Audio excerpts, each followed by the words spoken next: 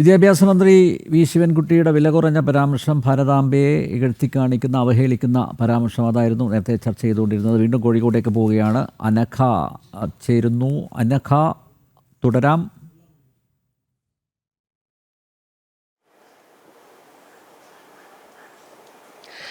അനിൽ നമ്പ്യാർ, ഈ സംഭവവുമായി ബന്ധപ്പെട്ട് അത് വരും ദിവസങ്ങളിലും വലിയ പ്രതിഷേധത്തിലേക്ക് കടക്കാനാണ് BJP-യുടെയും യുവമോർച്ചയുടെയും ABVP-യുടെയും തീരുമാനം. മാത്രമല്ല, നേരത്തെ ഞാൻ സൂചിപ്പിച്ചതുപോലെ തന്നെ ഇത്തരത്തിൽ DYFI SFI ഇന്ന് യുവമോർച്ച പ്രവർത്തകരെ ആക്രമിച്ച DYFI SFI പ്രവർത്തകർക്കെതിരെ കൃത്യമായ നടപടി, കേസ് എടുത്തിട്ടില്ലെങ്കിൽ വരും ദിവസങ്ങളിൽ കൃത്യമായ പ്രതിഷേധം BJP-യുടെ ഭാഗത്ത് നിന്ന് ഉണ്ടാകും. മാത്രമല്ല, ഇന്ന് പോലീസുകാർക്ക് പോലും മർദ്ദനമേൽക്കുന്ന ഒരു സംഭവം ഇന്നുണ്ടായി.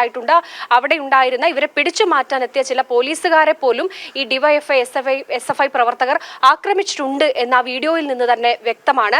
മാത്രമല്ല, ഇത്തരത്തിലുള്ള പരാമർശങ്ങൾ ഈ മന്ത്രി അടക്കമുള്ളവരുടെ ഭാഗത്ത് നിന്ന് ഇത്തരത്തിലുള്ള പരാമർശങ്ങൾ ഉണ്ടാകുന്നതിനെതിരെ സമൂഹത്തിന്റെ വിവിധ കോണുകളിൽ നിന്ന് വലിയ പ്രതിഷേധം ഇപ്പോഴും ഉയരുന്നുണ്ട്. എന്തുകൊണ്ട് ഇത്തരത്തിൽ കാര്യങ്ങൾ പറയാൻ ഇവർക്കൊരു മടിയുമില്ല? അത് ഏതെങ്കിലും തരത്തിൽ ഇത്തരത്തിൽ ഭാരതാംബയെ പോലുള്ള ഇത്രയധികം ആളുകൾ ബഹുമാനിക്കുന്ന അല്ലെങ്കിൽ ആദരിക്കുന്ന ഒരു സംസ്കാരത്തോട് ചേർന്ന് നിൽക്കുന്ന ഒരു സത്വത്തെ അതിനെ ഇങ്ങനെ അധിക്ഷേപിക്കുക, അപമാനിക്കുകയും ഒക്കെ ചെയ്യുന്നത് എന്തിന്റെ അടിസ്ഥാനത്തിലാണ്?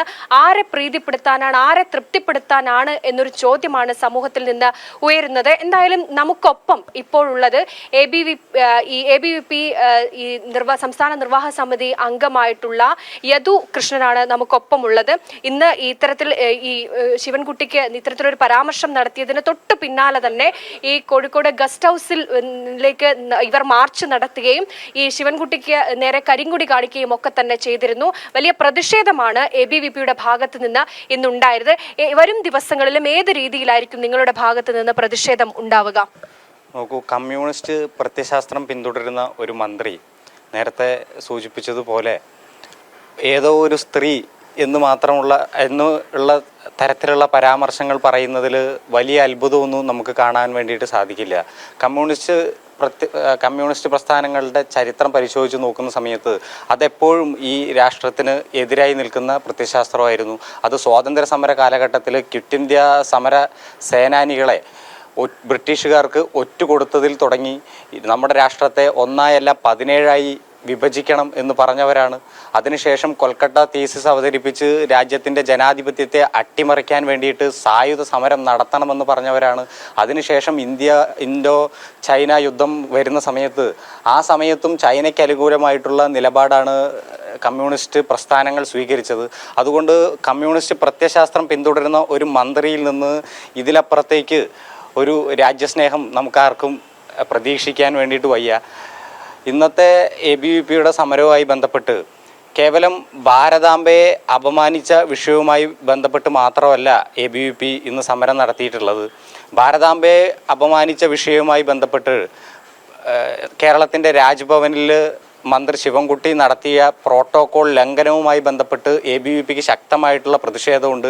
ആ പ്രതിഷേധത്തോടൊപ്പം തന്നെ നമ്മളുടെ രാജ്യത്തിലെ മുഴുവൻ വിദ്യാർത്ഥികൾക്കും പൊതുവിദ്യാഭ്യാസ മേഖലയെ തന്നെ ഉയർത്തുന്നതിന് വേണ്ടിയിട്ട് ദേശീയ വിദ്യാഭ്യാസ നയത്തിൻ്റെ അടിസ്ഥാനത്തിൽ നമ്മളുടെ പൊതുവിദ്യാഭ്യാസ മേഖലയിൽ ഒരുപാട് പുതിയ പ്രവർത്തനങ്ങൾക്ക് കേന്ദ്ര സർക്കാർ നേതൃത്വം നൽകുന്നുണ്ട്. അതിൻ്റെ ഭാഗമായിട്ട് പുതിയ പദ്ധതി PM ശ്രീ പദ്ധതി അവതരിപ്പിച്ചുകൊണ്ട് കേരളത്തിലെ വിദ്യാഭ്യാസ മേഖല, പൊതുവിദ്യാഭ്യാസ മേഖലയെ നമ്മളുടെ സാധാരണക്കാരായിട്ടുള്ള ആളുകളുടെ മക്കൾ പഠിക്കുന്ന സാധാരണ വിദ്യാലയങ്ങളെ കൈപിടിച്ചുയർത്തുവാൻ വേണ്ടിയിട്ട്, അതിൻ്റെ ഇൻഫ്രാസ്ട്രക്ചർ ഡെവലപ്മെൻറ്റിന് വേണ്ടിയിട്ട്, മറ്റ് അടിസ്ഥാന സൗകര്യങ്ങൾ ഒരുക്കുന്നതിന് വേണ്ടിയിട്ടൊക്കെ ഇത്തരത്തിൽ കേന്ദ്രത്തിൽ നിന്ന് അനുവദിക്കുന്ന ഫണ്ട് അതിൽ നമ്മുടെ സംസ്ഥാന സർക്കാർ ഇതുവരെ ഒപ്പുവെച്ചിട്ടില്ല.